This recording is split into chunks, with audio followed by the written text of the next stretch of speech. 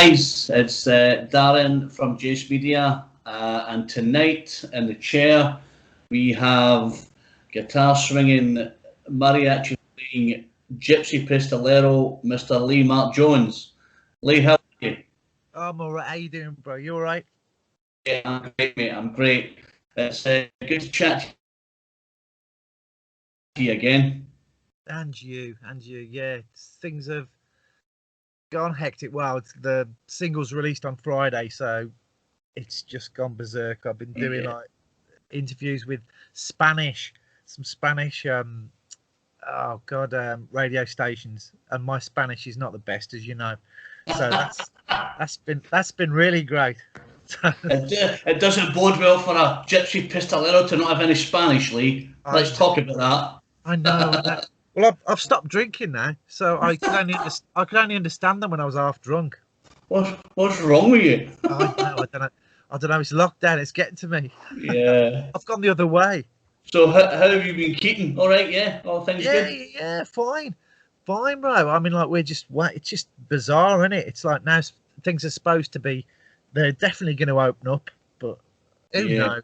It's like we just seem to be living with this for so long that it's like just the norm not to think of anything. Yeah, I think every day you're hoping and praying that something happens, and I guess until it happens, you will say, "I'll not do anything gig-wise until you get that." But obviously, we're here to talk about the Masolito Vampire. Hey. Yeah, I've been playing constantly in the car. And obviously, one of our other guys has done a review of the album. Yeah. But I've not done mine yet, so you'll be in for another shock when I do mine. It's all right, man. Well, it's not out till July the 9th. Yeah. So. And I know you've had to push it back, but I think such as the interest. Yeah. Especially now during lockdown, it's like everybody's getting their sort of fixes, aren't they, through music and whatever. So like they just want it all. So I think we're going to bring it forward though, the release of the vinyl and the actual CD to May. So May that's going to come out, and then the digital download will be like about July the 9th. Yeah, I kind of guess. I think the more that the momentum gathers, I think you can't. Kind of put it off. I think better to bring it forward than not. With the amount of people that are talking about it, and and obviously you posted today that there's some pirate stuff kicking about. So the thing is that just shows you the popularity of it. Yeah, so that's why I posted the cover up so they could actually use the proper cover. Yeah, but it's like no, I checked. It's like it's a scam site from Russia, obviously, but they got all the tracks apparently. So hey, there you go. Want to get into the action, Lee? Hey, mate, they're ripping us off just a little bit more than Spotify. Yeah, but I guess I think that'll be ramping up the excitement, because when you listen to it, you get that instant like you just want to start tapping your feet and stuff, and you want to. It's like it's good time sort of music. It's not dark, is it? We don't need any darkness at the moment. I don't anymore, but it goes all over the place. It's been great because a lot of people, you never know how this is going to go, especially when you've sort of been classed as like a sleazy glam band. You know what I mean? And then you suddenly, because we never were, it's just who we ended up supporting, that we got tagged with that. So it's pretty much, we just decided, me and Mark, the guitarist and that writes with me, we just said, like, we're going to do this album. It's going to be, everything we're going to do is for the song rather than trying to fit it. You know what I mean? Oh, we need some like more metal guitars on that. It's like, no, we just like did, look, whatever suits a song, we're going to see. And it comes through. I mean, we're bloody old punks at heart anyway, it's in reality, not at heart. So that's always going to come through. So we just went with what it where it went each side. But it suits it, I think when you listen to the album, it suits kind of how you play and how it comes across. You're not trying to, reinvent the wheel. You're not saying, we're not a sleaze glam rock band. Yeah. But Yeah. they have the punk elements. You have the mariachi style. You have the trumpets, and stuff like that. And I think you're staying true to yourself as how you want to come across. Yeah, it's like I was remembering back when I first did this. Like this is back in like 1993 when we first supported the Ramones, and we did. And we can remember we had that chat about it before. Yes. And it's like, and we've been accused because like I sort of half the band before didn't want to do it and they wanted to be Motley Crue, which was like a bit tragic. But like even Motley Crue don't want to be Motley Crue anymore. We had that discussion as well, didn't we? Yes. And people sort of accused us. Oh yeah, they throw in this bit of a pretend sort of Spanishy bit, and it was like nah. So this one I went no, sorry, look, this is what we are. This is what we're doing. So we've gone all out for it, and it's like if we lose some of the sleaze glam pure at heart, like we don't sound Hano Rocks enough anymore, like so be it. But I guess on the other side of that is that you may lose your kind of hardcore sleazers, but I guess you're going to gain and gather some new fans. Yeah, I mean, we would always, you know what it's like. I mean, you've been in this industry for years. It's like when you're first there, it's like there is no such thing as, hey man, yeah, we're hip and we're indie. We want to stay underground. Do you bollocks? You want to sell millions of albums? You do. You're lying. You're lying. It's like I mean, like I mean, we've toured with Faster Pussycat, and Tame Me Down really wanted to be massive. Tracy Guns we've toured with. He wanted to be as good of as big as Guns N' Roses. He was pissed off that they weren't. So to be like the hip, cool. Only a few people have heard of us. No, that's not. So we're totally and utterly going for like the hit on this one. So you and the boys, are you happy how the record turned out? Are you? Would you change anything in it? No, I don't think so. I mean, we talked about like possibly getting like more trumpet in a few of them and whatever. But it was like I said to you, we did it for whatever the song needed. So we didn't, like cram it all in and whatever. And like, no, I think that was. I mean, we did talk about for a laugh because we did Live in La Vida Loca years ago. And we were going to do She Bangs. But in the present climate, like the way that it's sort of changed the feminine view from that, my daughters went like, dude, no way, don't do that. That's so disrespectful to women. It's like I'm like, yeah, dude, we're not in the 80s anymore, are we, Lee? Yeah. So, we'll leave that one. So we might do something along the lines of like a classic Bambalea or La Bamba at some point. But because I've actually been toying with the idea of doing like a complete the classic like Latin hits. That might be corking, but that might come on the back of this one because obviously Golden Robot might think, "Wow, we're onto something here. Let's go all Mexican on these dudes." Yeah, let's go for the whole Latin market. And that could be something else that comes out, So a collaboration with Shakira. Or Ricky Martin. Hey, Ricky, we'll do Live La Vida Loca. He can guest spot for you. You can just walk on it any given moment. Yeah. Get it out there. Yeah. You sing the I parts, Ricky.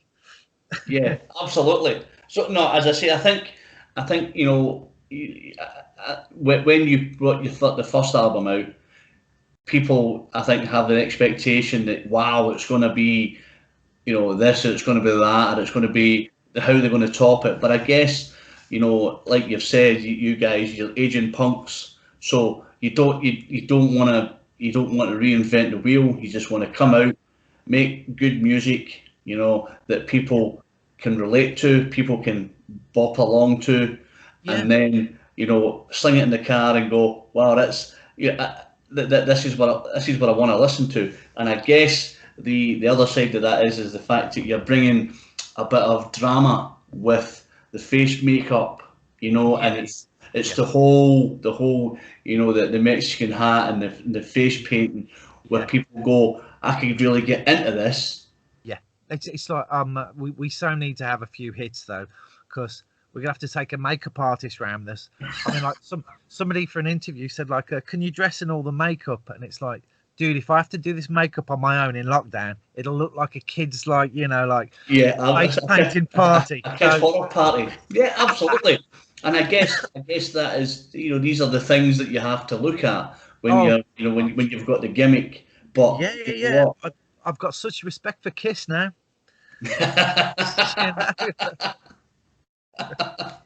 Plus, it's really hard to get on this screen with that hat on, the Mexican hat. Absolutely, take up the whole screen. You'll be thinking, where have you gone? Exactly. So, what's the plans for the album launch? Are you doing anything spectacular, like we spoke about?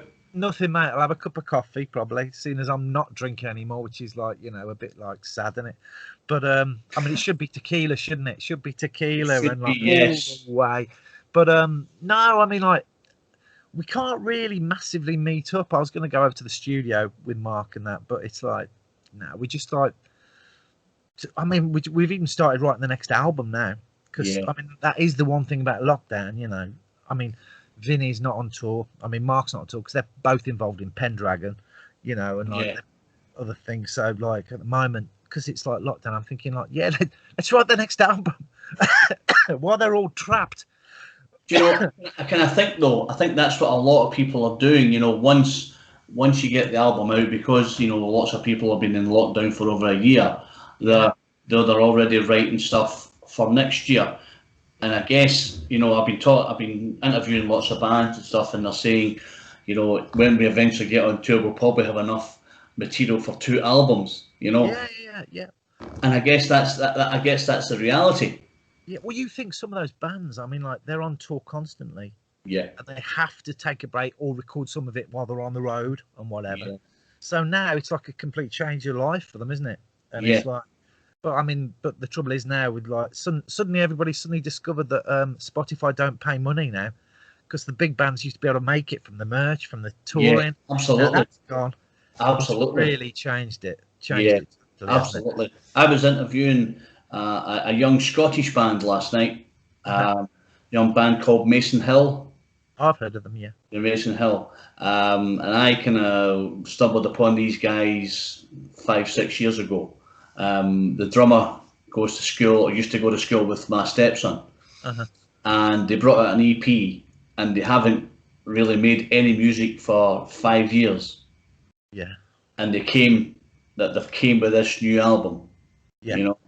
And I interviewed the lead singer last night, and I said to him, you should be proud of it, because it's going to be a killer album, and I guess, you guys, you've been in this business a long time, and there's bits of you that makes the album for a bit of fun, but you're also making it to say, this is our chance of making a bit of money, Yeah.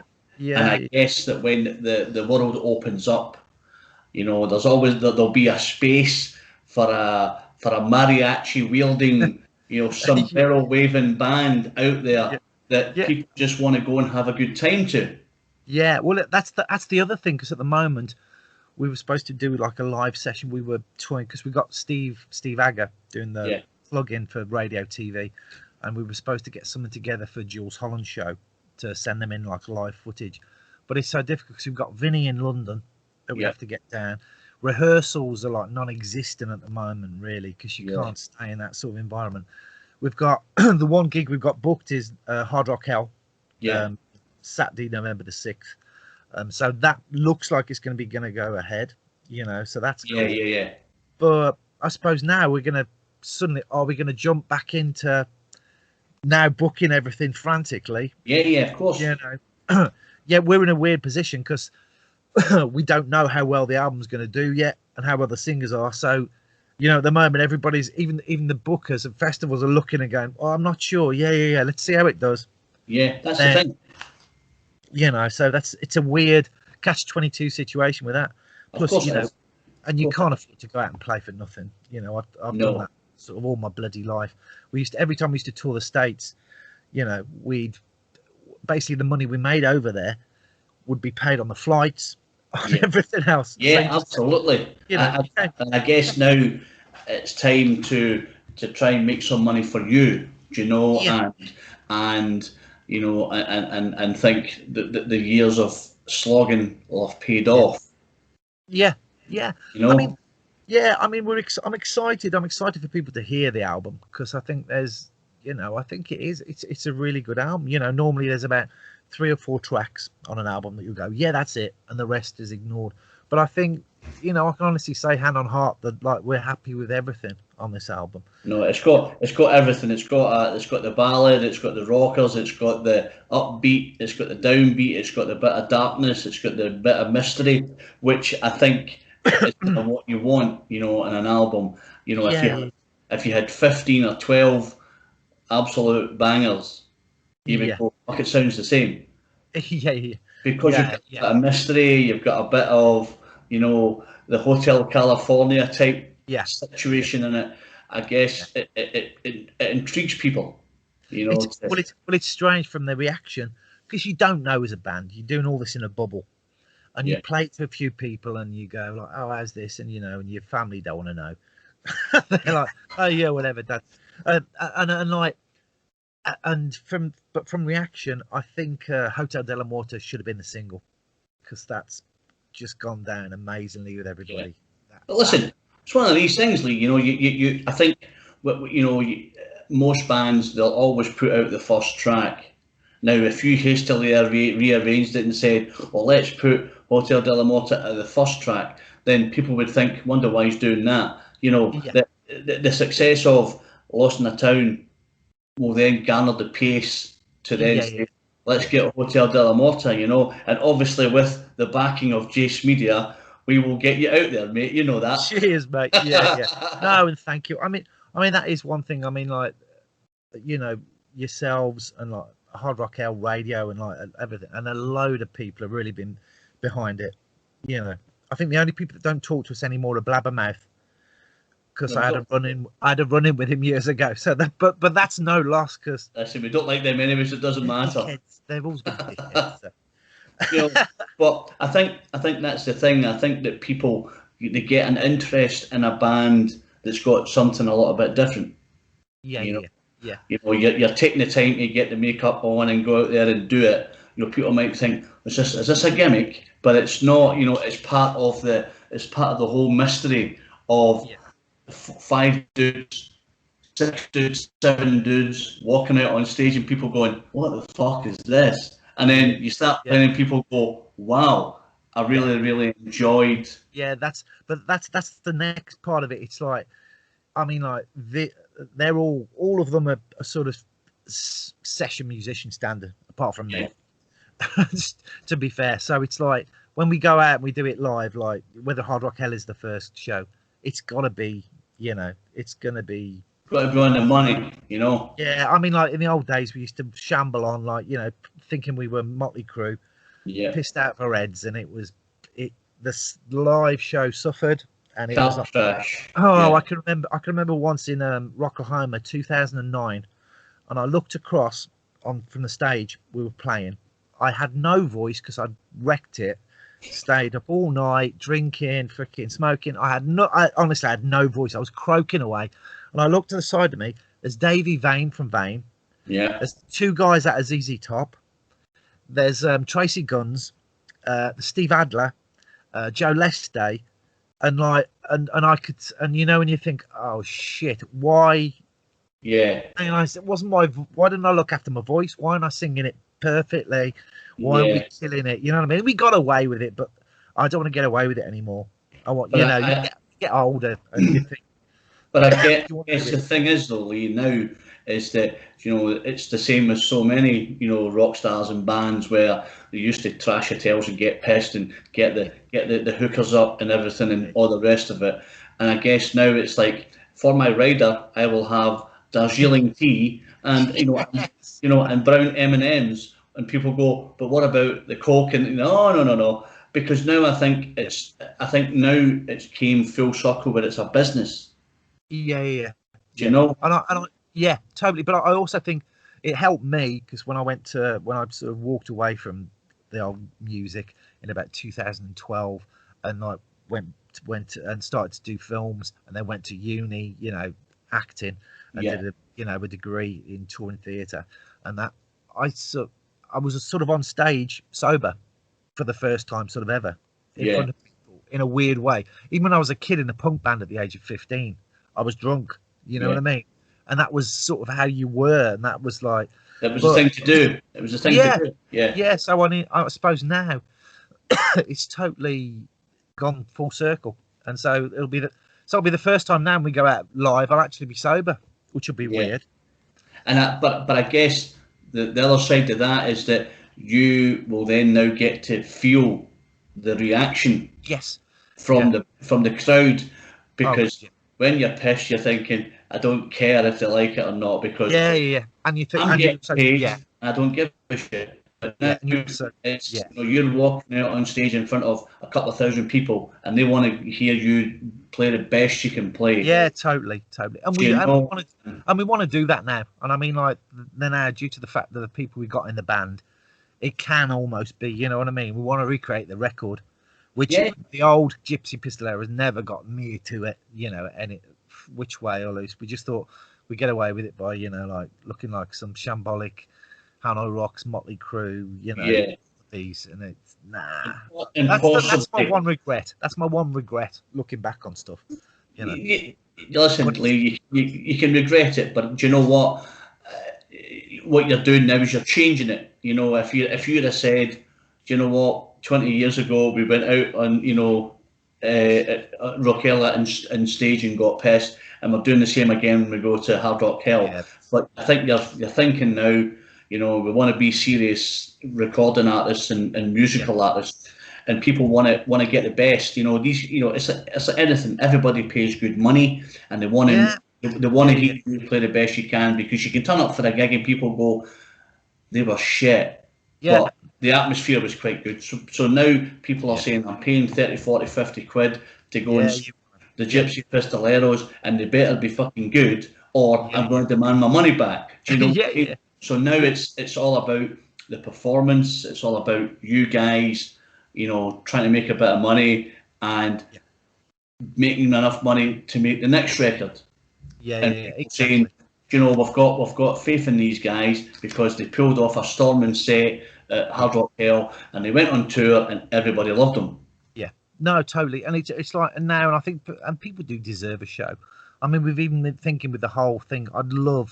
We haven't got the budget yet, but if things went all right, like, it'd be great to have, like, the Titty Twister backdrop with all of that, and even have a bar in there as well on stage. You know what I mean? That'd be cool. Listen, I'm sure obviously as the record sales garner speed, and you kind of realise there is a bit of money, the record company might say, to hell with it, let's put the Titty Twister in, because I think it'll add to the whole ambience of what's going to be a cracking hour and 25, hour and 30 minute show. It's great because I've been in touch with Robert, our old promoter that used to put us on in Spain when I used to live over there, and he put us on with, like, we played with the Ramones, we played with Motorhead twice, played with UFO, Dio, Sepultura, Magnum, who else? The Cramps, all through him. Dogs D'Amour we did with him as well. But he said to me, like, because he's suddenly everybody that I used to know is suddenly getting in touch, which is nice. But and he's saying, like, look, when the lockdown's up, we'll talk about you coming over and playing Spain, and that'd be great, because I'd love to do the Latin countries doing this, because that would be just bizarre. That is like taking Coles to Newcastle, isn't it? That is like really. Absolutely. Can you imagine us walking on in Mexico? People thinking, who are these dudes? And getting on it, and people thinking, well, that's just like, it's just like listening to a record or a tape that I've got in my old jalopy. Do you know what I mean? And I think that's what will be good about it. And I guess it's, like you say, people are now getting in touch. Here at Jace, we are the same. We are constantly changing the website and the content and how we do stuff, and the people we try and get to interview, and people are saying to us, it's just phenomenal, you know, and the love that we get from the bands that when we do the reviews, you know, it's just incredible. So I do understand what you feel, because like you know, we are going full circle. You know, Yeah, we're doing this for what, 5 years now, and yeah, you know, everybody, well, our names on everybody's lips, which is yeah, great. yeah.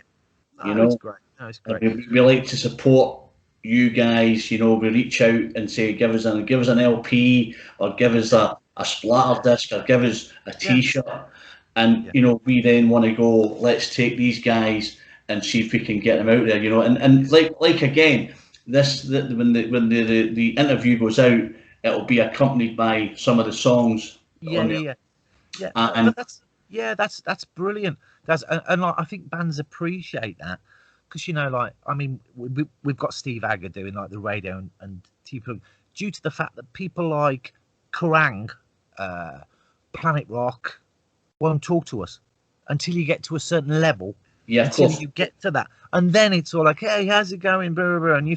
And you really want to say like, you didn't want to know us, you yeah, tossers, you know, yeah, like we don't owe you anything. Whereas I think bands that deal with people like yourselves that take a chance on them and go, look, this is new, this is whatever, this is like, the bands respect that as well, of and course so I do. we'll have time for you and have a relationship with you. Do you know what I mean?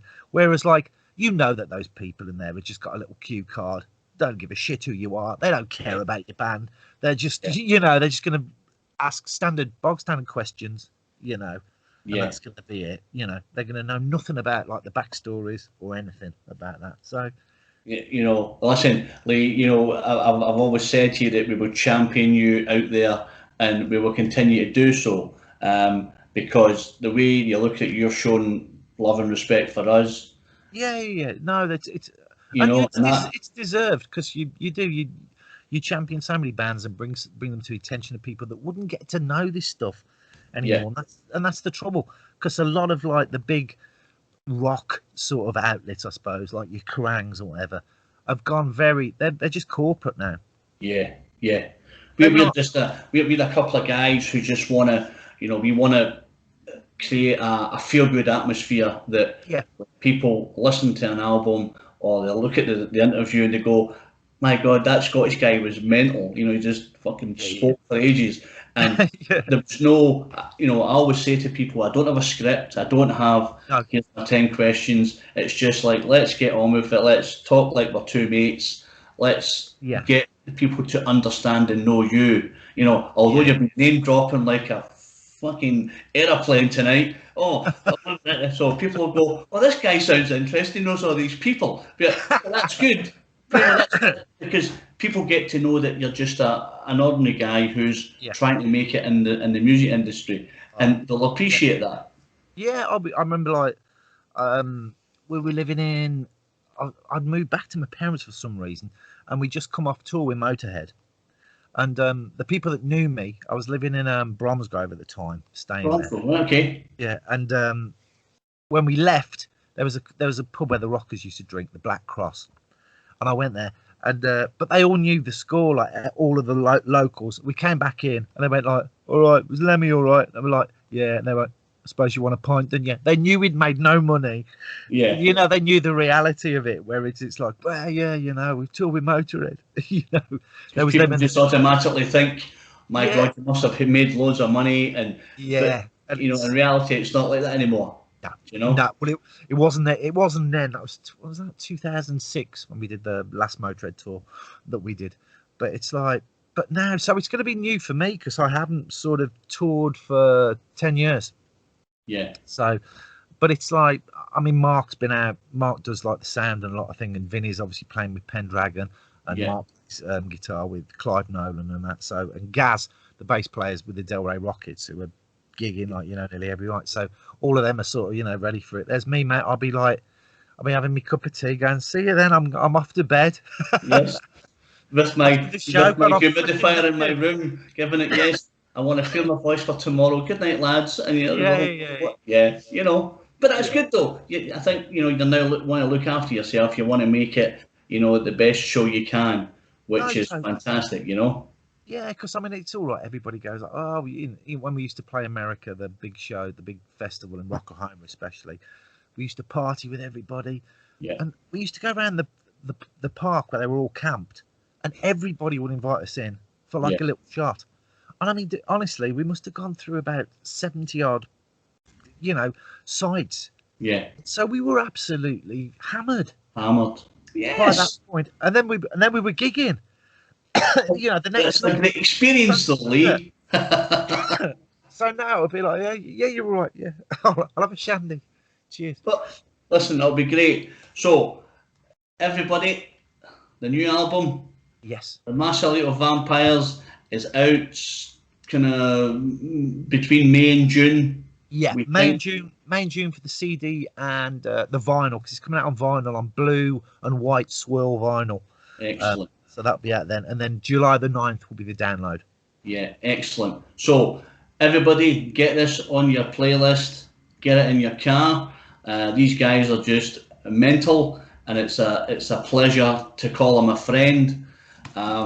We've chatted for a long time with Lee, so I'm going to put a halt to it and say, Lee, thank you very much for your time. It's Hey, been a you're blast. welcome. You're welcome, bro. You know that, and anytime, and anytime you want to talk, Yeah. that we're here. When And I say, if not many people do say it, and more bands should say it, thank you to people like yourselves for actually keeping this whole movement alive, and for giving a platform to people that wouldn't possibly have the platform, to reach as many people as they can. Yeah, listen, Lee, it's an absolute pleasure. You're a gentleman, you're a scholar. We will cross paths when time allows. We'll get a beer or a cup of tea, or and we will sit and chat, and we will just reminisce about the last 2 years, the greatest sleaze rock band ever, and the Master Elite of Vampires, and we'll talk about it all. And you can pick me up in your gold Rolls Royce when you make all the money, and we can have a good old chat. Definitely, but that's a deal. That's a deal. This is Darren from Jace Media saying thanks to Mr. Gypsy Pistolero Lee, Mark Jones for his time. We will see him on the other side somewhere. And stay safe, brother, and we'll see you soon. See you, bro. Bye. Take care, Lee. Bye.